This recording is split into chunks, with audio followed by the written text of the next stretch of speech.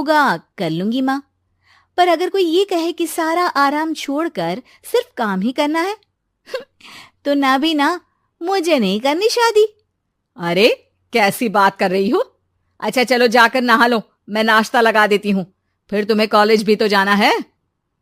Neha college के लिए निकल जाती है। वो सोचने लगती है कि ससुराल में वो कैसे मैनेज करेगी। क्या हुआ नेहा, परेशान लग रही हो? अरे यार, तू तो मुझे जानती है ना, मुझे अपनी लाइफ बिल्कुल परफेक्ट चाहिए, लेकिन लग नहीं रहा लोग मानेंगे। यार, कहीं मेरी शादी ऐसे घर ना हो जाए जहां मेरी जिंदगी ही नरक हो जाए।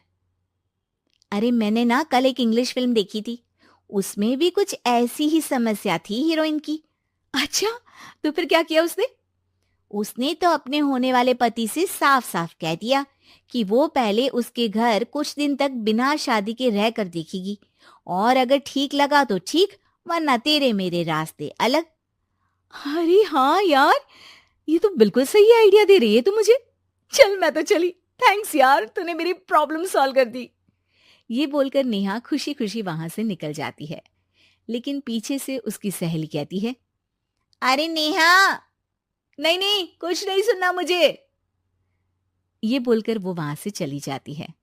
हे भगवान, पूरी बात सुने बिना ही चली गई। अरे वो तो विदेशी फिल्म थी, वहां सब चलता है, लेकिन ये तो भारत है, सभ्यता और संस्कारों वाला देश, जहां शादी से पहले लड़की को ससुराल में नहीं रखा जाता। खैर, नेहा मस्त होकर घर आती है। नेहा, कल तुझे लड़के वाले देखने आने वाले हैं, और हाँ, इस बार कोई बहाना नहीं चलेगा। हाँ हाँ, आने दो आने दो, मैं तैयार हूं शादी के लिए। अगले दिन लड़के वाले आते हैं, जहां लड़का कहता है, मुझे अकेले में लड़की से कुछ पूछना है। हाँ हाँ, क्यों नहीं बेटा, जाओ नेहा, घर तो दिखा दो इन्हें। नेहा भी खुश हो जाती है कि उसे मौका मिल गया है लड़के से अपनी शर्त रखने का। देखो, मुझे ना शादी से बहुत डर लगता है, पता नहीं कैसी लड़की आए, तालमेल बना पाए कि नहीं मेरे परिवार से। मैंने कई घरों में रोज का क्लेश होते देखा है। तुमने तो मेरे दिल की बात कर दी। मैं भी यही सोच रही थी कि भाई सास तो अच्छी होनी चाहिए, पति सपोर्ट करे ना करे, रहना तो पूरे दिन सास के साथ है। लेकिन मेरे पास ना इसके लिए एक बहुत अच्छा आइडिया है। अच्छा, कैसा आइडिया? क्यों ना शादी के पहले मैं कुछ दिनों तक तुम्हारे घर आकर रह लूं, तुम लोग मुझे समझ लेना, मैं तुम लोगों को समझ लूंगी।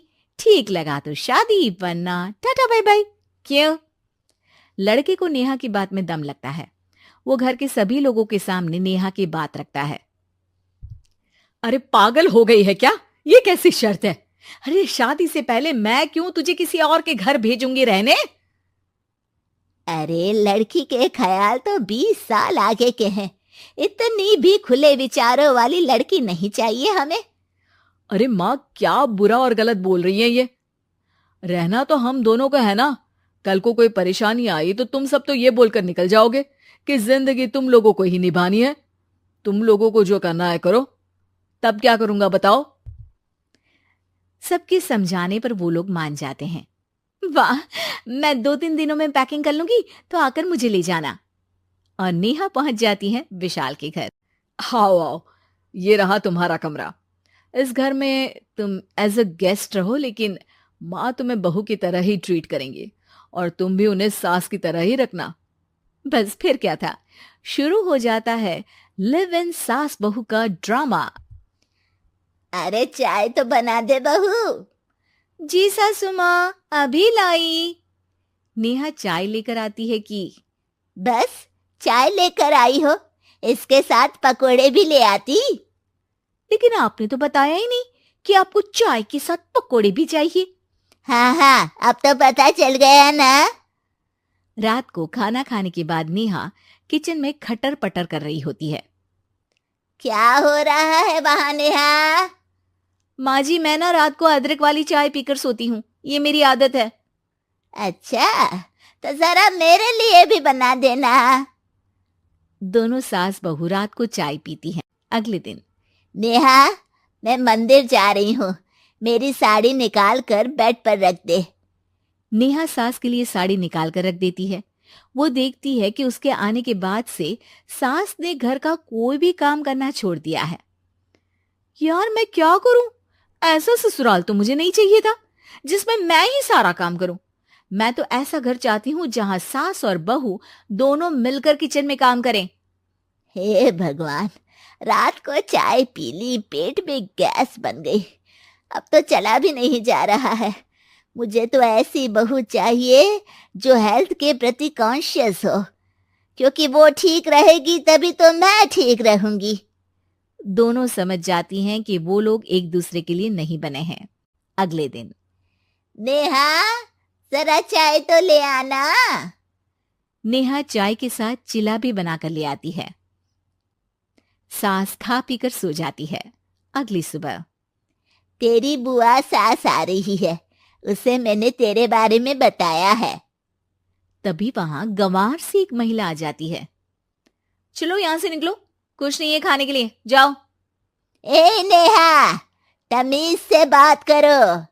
ये मेरी ननद यानी आशीष की बुआ है। हाय रे दैया, इतनी आकड़ वाली लड़की! अरे यही है ना जो शादी से पहले ही आकर बस गई है यहाँ पर। बस नहीं गई हूं, बसना है या नहीं ये डिसाइड करने आई थी, लेकिन इन लोगों के रिश्तेदार इतने गंवार हैं तो मैं तो ना कर रही इस घर में शादी। और भाभी, और क्या कमी थी हमारे आशीष में जो आपने ऐसी लड़की की शर्तों को मान लिया? अरे वो तो आशीष के कहने पर मैं झुक गई, वरना ऐसी लड़की को तो मैं घर में घुसने भी ना दूं। ए हेलो, ऐसी लड़की कैसी लड़की? हाँ, बिना समझे बुझे शादी कर लूं? अब तो समझ गई ना कि हम लोग गांव के हैं। भाभी को खाट पर सोना और रिश्तेदारों का गांव से आना जाना तो लगा ही रहना है इस घर में। हाँ हाँ, मैं तो किसी मॉडर्न घर में शादी करूंगी। ये बोलकर नेहा वहां से चली जाती है। अपने घर में आकर नेहा कहती है, ना मां ना, लिव इन में रहकर देख लिया, ये गांव के लोगों का कोई भरोसा नहीं है। खैर, नेहा की शादी एक मॉडर्न घर में हो जाती है, जहां सास कहती है, हे नेहा, मैं टेनिस खेलने जा रही हूं, आओ तो जूस बनाकर रखना, और हाँ, वॉलनट्स और ओट्स भी बना लेना। जी माँ। माँ मॉम बोलो डार्लिंग, माँ इज ओल्ड फैशन। बेचारी नेहा सर पर हाथ रख लेती है। हे भगवान, ये सास तो सास ही होती है, गांव की हो या शहर की।